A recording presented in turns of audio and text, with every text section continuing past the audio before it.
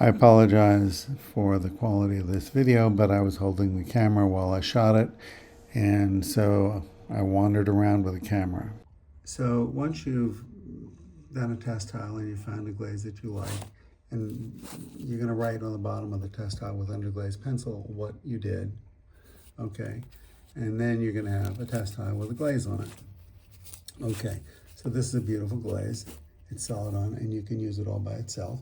You don't need to use it in combination with anything else. It's gorgeous. However, lots of times people do want to combine glazes. And when you combine glazes, and that's what all these bowls are about, two different glazes with other glazes squirted in the middle that are fluid, that can be very interesting. So sometimes the glaze combination can be very attractive, and other times relatively boring. So you never know what's going to happen until you try it. So I did the math the other day.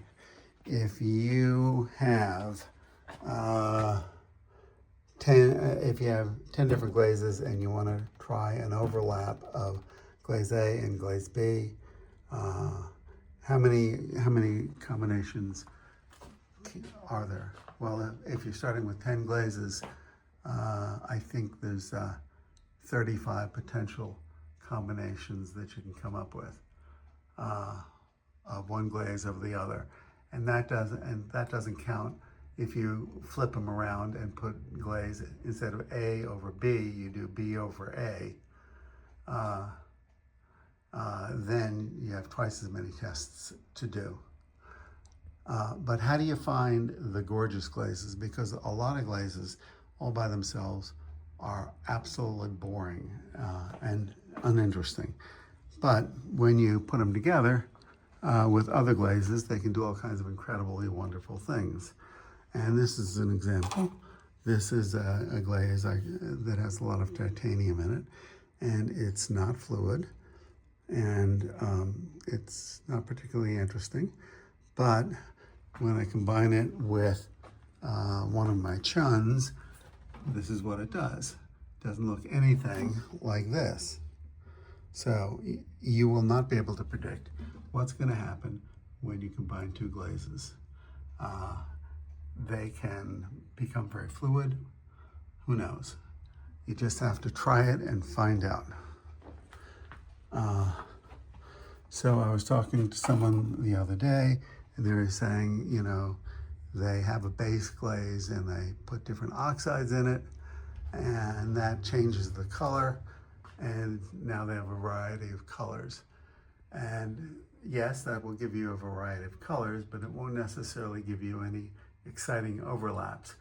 Where you get the excitement is when the glazes are different, and when the glaze that's on top is very runny and does all kinds of interesting stuff. So this is two glazes that are quite nice all by themselves, but you can see when I squirted some different glazes on top, it got a lot more interesting. And that's what's going on with these. So the glazes that I have in squirt bottles, and here's a squirt bottle, there's a bucket of squirt bottles. The glazes that I have in squirt bottles are, for the most part, fluid, very fluid. And that means they're going to run and be interesting. And these glazes that are fluid and do interesting things, generally speaking, have a lot of